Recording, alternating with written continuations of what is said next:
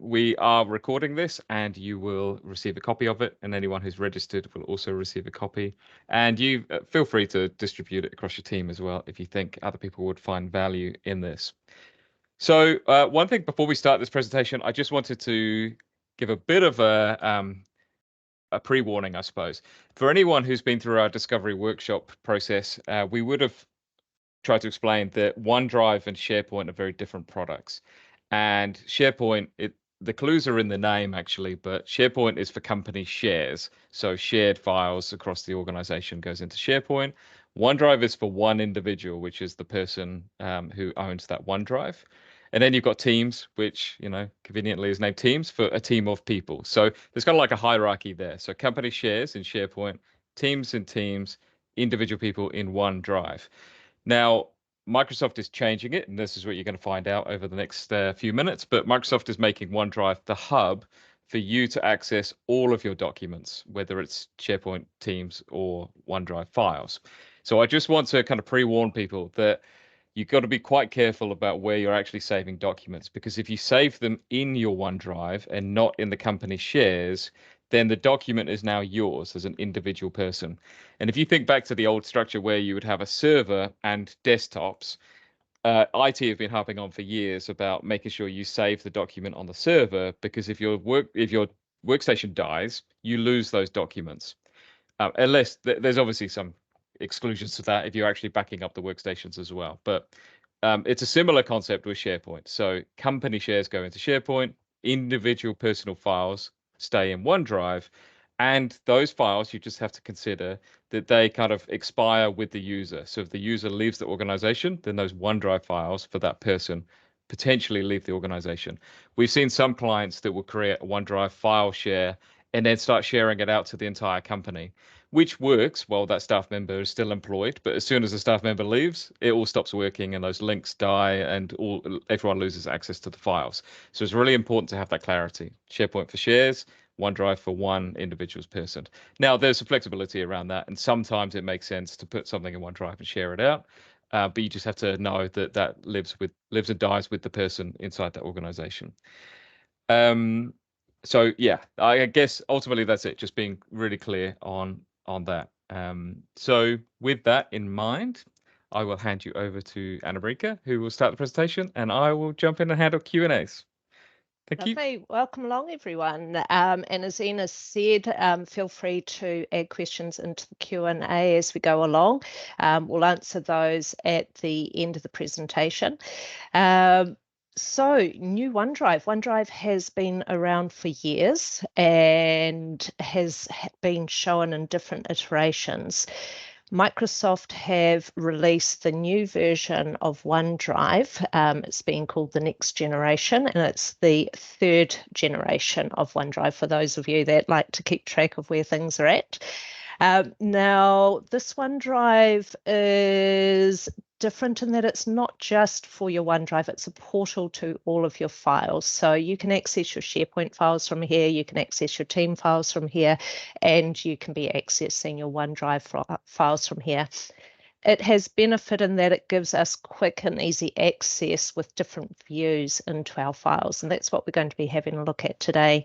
What I would like to encourage you all to do is, if you are a File Explorer user, which I know a lot of people still are using File Explorer, to give OneDrive a go. Go in there and try finding your files in there, moving around and getting a feel for how things work there. And hopefully you'll see that it gives you a few more benefits than what you're going to get with your File Explorer. So a chance to open our minds and try something different.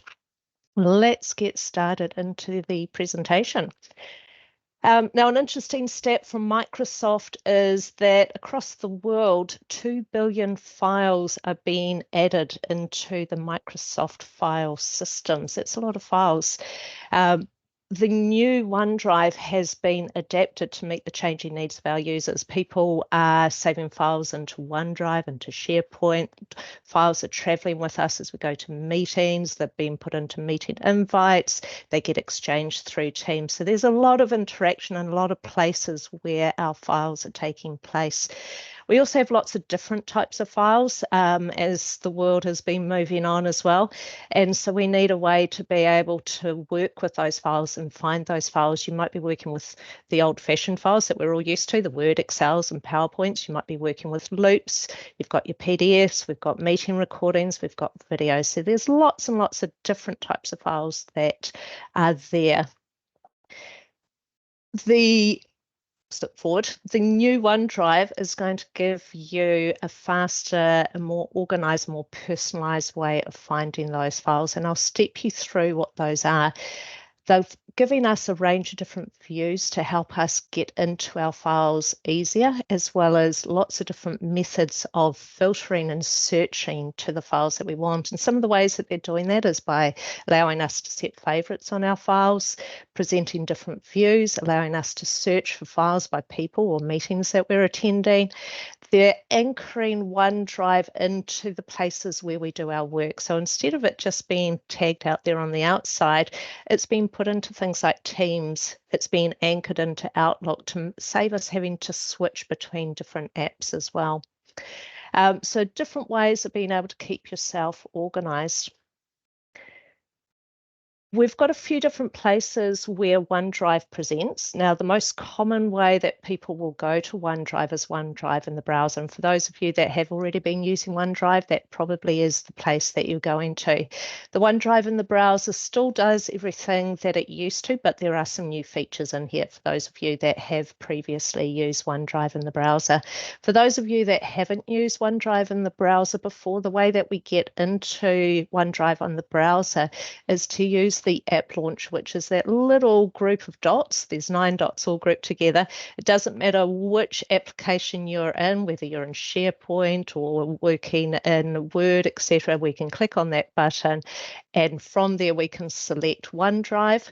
This is when you've got your web browser opened, and it will open up OneDrive in the browser for you, and you will see this presented. Another place that we can see OneDrive is inside of Teams. Now, I know a lot of you are already working in Teams, and so it's giving us a way to be able to access those files without having to jump out of Teams or having to drill into specific teams to find your files. To find the access into OneDrive from the Teams window, open up your team, and then down the left rail on the side here is your app bar. And on that app bar, you should have a button that says OneDrive. When you click on that, it will present what you see up here on screen as well. Now, it may be that you don't see OneDrive on that app bar on the left-hand side. And if that's the case, just go down a little bit further on the app bar until you see those 3 dots. Click on the 3 dots, search for OneDrive, and then click on the OneDrive that appears, and that will then put it into your app row. And you may need to just pin it, which is right mouse clicking and telling it to pin so that it stays on the app bar for yourself. We also have OneDrive hosted in Outlook. Now, this is if you're using the new desktop version of Outlook. If you're still using the old version, you're not going to see it there. To upgrade to the new version of Outlook, you'll see a little slider inside of Outlook that allows you to slide that on, and it will then turn on the new Outlook for you and do the upgrades there for you if you wish. When you're in the new version of Outlook, there will be a little OneDrive button on your modules bar down the left-hand side. The module bar is where we switch to see emails or to see people and calendar and so on. So we now have a new button there for OneDrive. Currently, if you click on that button, it is going to open you up into the browser version of OneDrive, but very shortly Microsoft will have it that it's going to be completely embedded inside of Outlook, so it's not going to take you out of Outlook. You'll be operating it inside the Outlook application on your desktop. Now let's have a look at what we can do inside of OneDrive. So this is our window. Across the top of the window when you first come into OneDrive is a For You section. Now this For You section is an AI-powered recommendation section. It will surface content that's relevant to you, or content that's going to be time sensitive for you. You might have a meeting coming up and there are files attached to that meeting, and so it will put those recommendations into the list. Now, it's even smart enough to know if you have files that haven't been connected to the meeting but may be related to the meeting, it will present those as well. So it uses its intellect to try and present appropriate information there for you. If you are needing to add files into OneDrive or Teams or SharePoint, we click on this Add New button. Now, it's important to navigate to the location where you want the files to be saved into first. Once you've done that, we can then choose if we're uploading files or creating a brand new file. Now, the advantage of doing it this way is that because we're already in the folder where we want the file to live, when we create the new file, it will automatically save into that location with whatever name you give it, and then you can start working on that file, as opposed to having to remember to save the file in the correct location, locate it, and then move forward from there. Shared files. Now, these days we do a lot of sharing of files, either internally, or some of you may also be sharing files externally with other parties. Inside of OneDrive, we have the ability to see what files have been shared with you, as well as files that have been shared by you. Now, for those of you that have used OneDrive before, yes, that has been there previously. For those of you that haven't done it before, it's a worthwhile feature going in and having a look at. Now, to make things easier, we have a shared button on the left rail. So we click on that first, and then we can choose whether we want to see the files that have been shared with you or by you.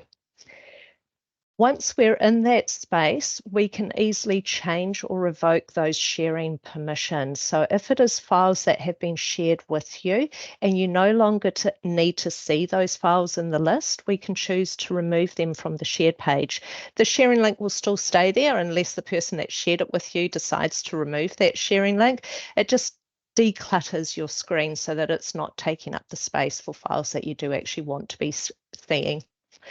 If we're in the By You section, you can click into the Manage Access space and you can remove the sharing link, or you can add and remove users into your existing sharing link. So it allows you to manage those sharing permissions.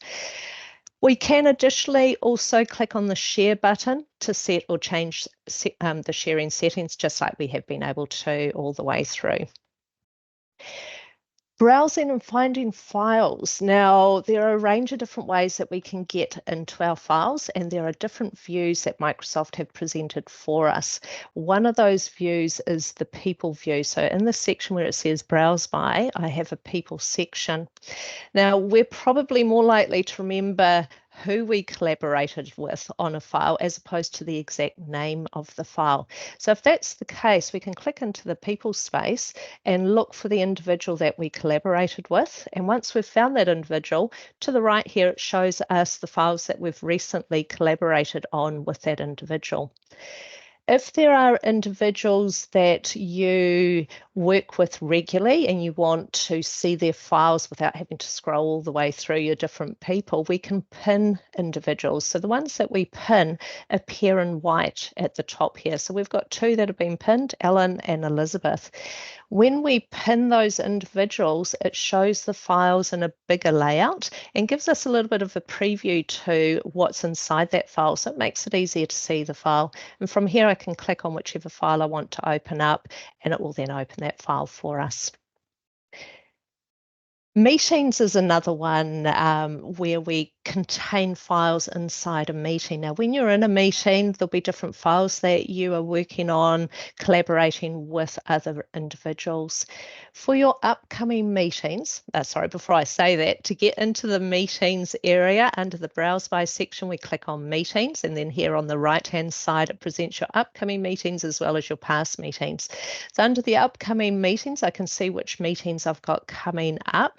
I can see which files have been linked to those meetings and open up those files to look inside them. I'm also able to see who's attending the meeting. So it's got a little profile picture here of each of the individuals attending the meeting. Now, past meetings, when we have a particular meeting that's taken place, there will be other collateral that comes with that meeting, additional to the files that you shared in the meeting. So things like your meeting recording, you may have a whiteboard in there, etc. Now, we can access that material through the past meetings link. So you'll see here that there's a recording from the meeting presented in this space. Now, the recycle bin, not something that we want to get too excited about, but it is something that we do need to know what's going on. Now, under the recycle bin, if we click into recycle bin, let's say you happen to delete a file that you want to call back, we can come in here, find the file that we want to restore, and then click on the restore button to return it back to the original location that that file was stored in. Now, I mentioned to you that the OneDrive app is also allowing us to access files from our Teams as well as from our SharePoint site. Now, to access those files in this quick access section, it will show us the different teams and sites that we have access to. Now, if you can't see the team or the site that you need, click on More Places and it will give you more options to select from. When you select the team or site, on the right-hand side, it will show you the contents of either the team or the SharePoint site that you're looking into. So in this case, I've chosen a team, and in the team, it will present me the channels that are available, as well as the content inside of those. If there are teams and sites that you use on a regular basis, you can pin those teams or sites using this little drawing pin, and that will keep it at the top of the list, always available for you. So that's a little bit about the views. There are also some other useful features sitting inside the OneDrive space. The first is the ability to filter files. Now, from each of those different views, you will have these same options. So if we're presented with a list of files, we can filter the list by a file type. So in this case, the list has been filtered by a PDF, and we're only seeing the PDF files in that particular location. We can also filter further by using the filter box. And if you have a look at the blank box up here, it allows us to filter by name of the file or by person. Now, in this case, service report has been typed in. So it's looking for any files that have service report in its name or contents. So now we have a very condensed list of just the PDFs that have service report in their name. So that's a useful tool as well. You'll notice underneath the names of the files that it shows us the location of where that file lives. So this one here lives in my files. The next one is in Chris Naidu's files, and this other one is in Contoso. It helps us to know if it's the correct file that we want, knowing where it's sitting in its location. Now, important to know that you will only ever be presented files that you have permission for. So for those of you that are managing the file system, know that people will only ever have access to the files that they're supposed to have access to. So as long as things are permissioned correctly, that will be the case. Now, we talked about being able to see the location underneath the file name. We can also click on that file location, and it will then open that location for us to view the other files in that particular location. So it again helps us get to the spaces that we need to be using.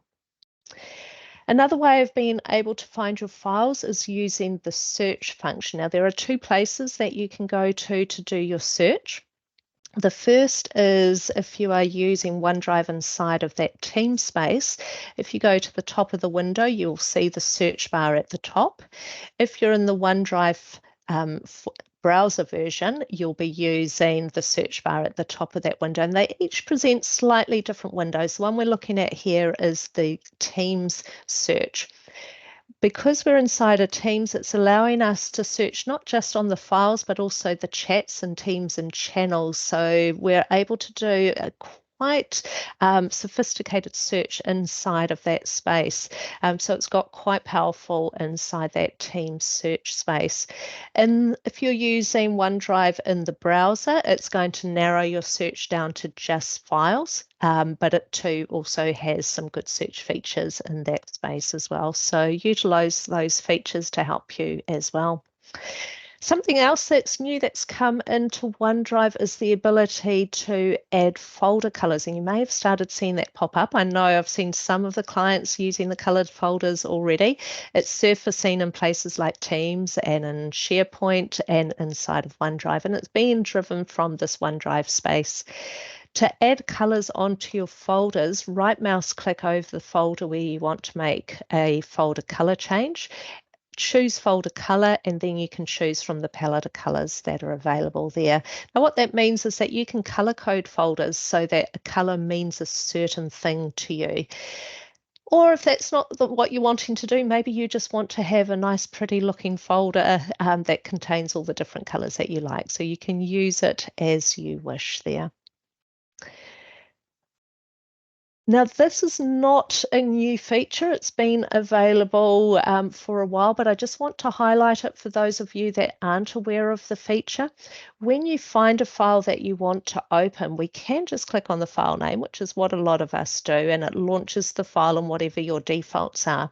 However, if you know you want to open the file a certain way, we can click on the three dots, right mouse click, or go to the open button, and then choose from a little menu how you want the file to open up. So in this case, I've got a PDF, and because it's a PDF, I can choose to open the file in the browser, or I can open it in a desktop app.